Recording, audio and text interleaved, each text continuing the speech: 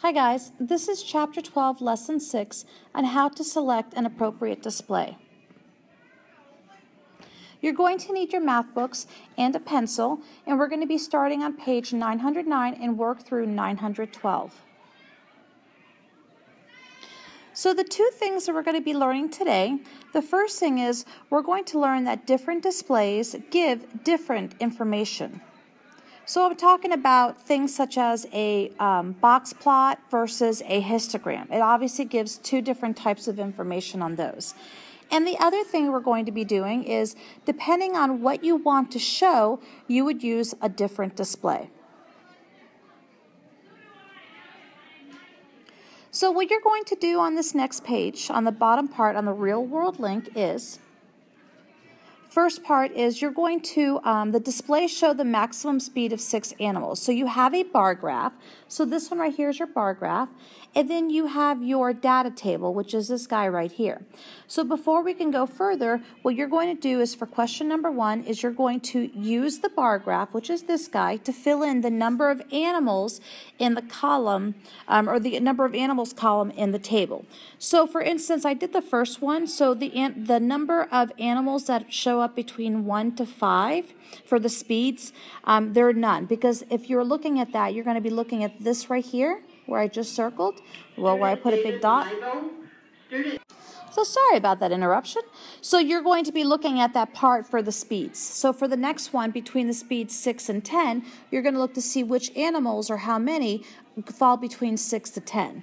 Okay, so your numbers are not going to be very high for that column. Go ahead and take a moment to fill out the remainder of your data table.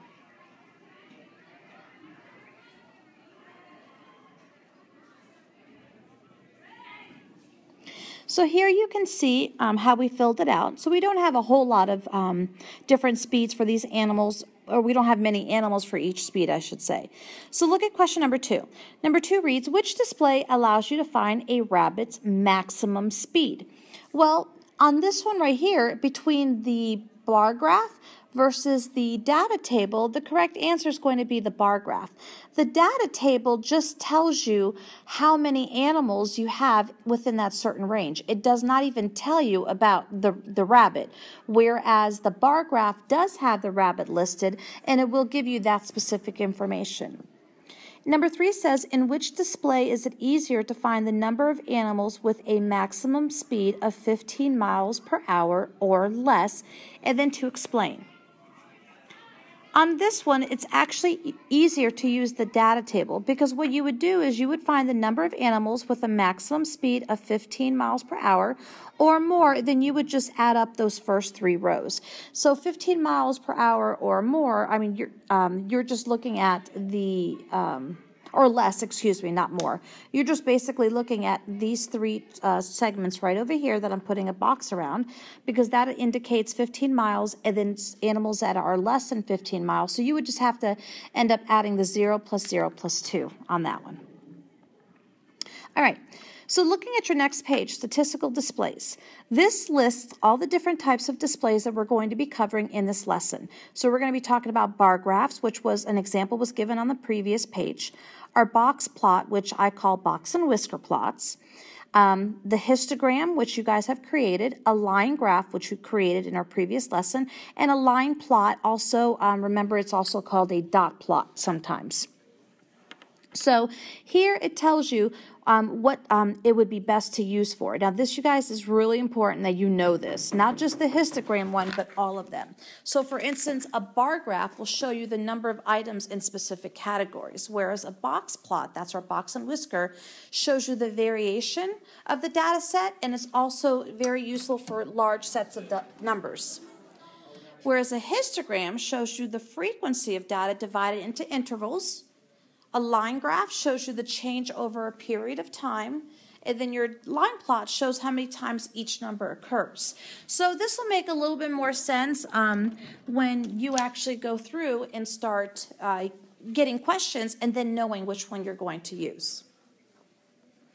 Data can often be displayed in several different ways, and the display that you choose really does depend on your information and what you do want to show. So think about the previous example that we did there. If we just want to show specific animals, then you would need to use a bar graph because that data table did not list anything about specific animals, it just listed their speeds. All right, so let's look at example 1.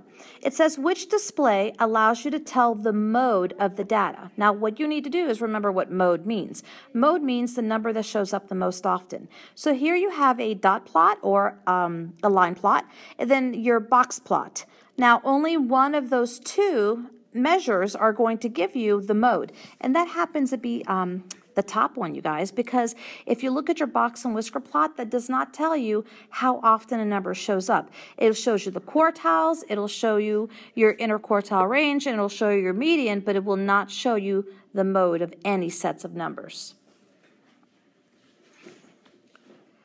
So the line plot shows each night's data. The number of orders that occurs most frequently is 27. Now, the word orders is because we're talking about how many people order lasagna each night. And the box plot shows the spread of the data, but it does not show individual information, so it cannot show you the mode. So now look at this next part here. It says, which of the above displays allows you to easily find the median of the data? Now remember what median is. Median is, once you put your numbers in order from least to greatest, the middle value. So looking at the two, which one is it? Is it the dot plot or is it the box plot? Hopefully you're thinking box and whisker plot or the box plot. All right. So looking at example 2, it says, is survey compare different brands of hair shampoo. The table shows the number of first choice responses for each brand. Select an appropriate type of display to compare the number of responses, and then it does say justify your choice. Now notice I put a big box around justify your choice, so please do that as well. And that means to write a sentence telling me why. All right, so on this one here, it talks about your favorite shampoos.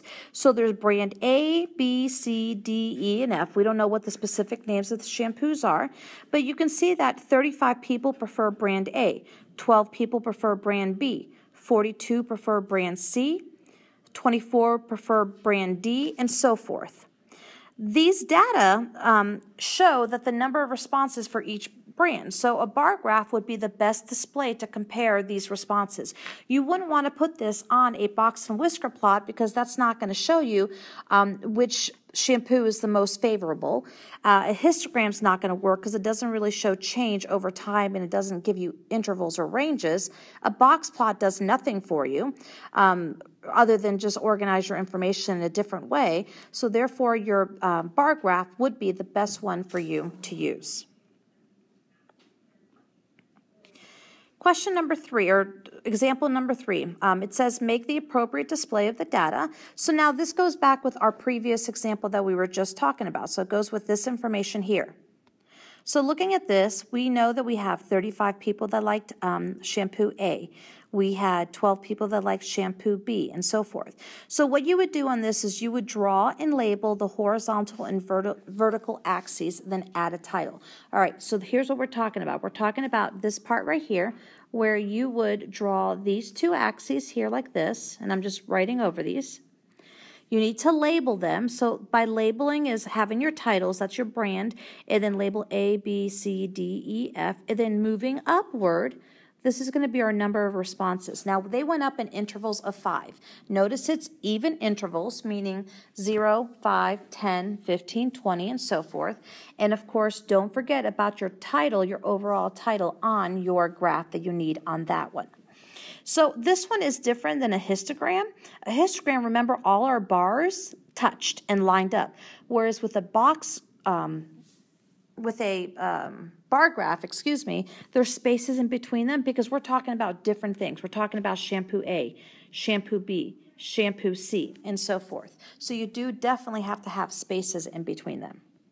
And of course, you could always shade in. So remember, each axis needs to have a title as well as an overall title for the bar graph. So don't forget that part because it's super duper important. All right, now it's your turn to try. So the table shows the quiz scores of Mr. Vincent's math class. So what it's asking you to do here is it's asking you to select an appropriate type of display to allow you to count the number of students with a score of 85%. Explain your choice. Okay, and then you're going to make the appropriate display of the data.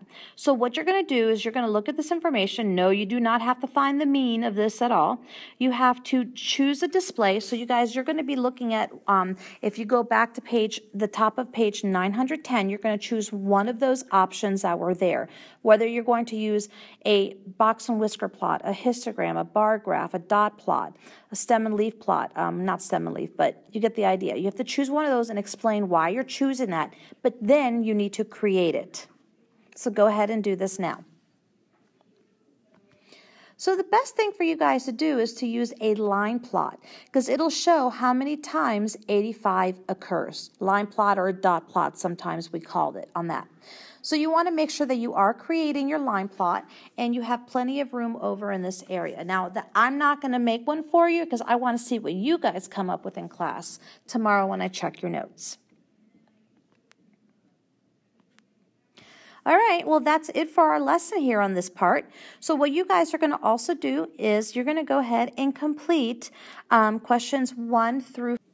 Sorry about that. I think my video paused on me. I want you to complete questions 1 through 5. Yes, number 5 included.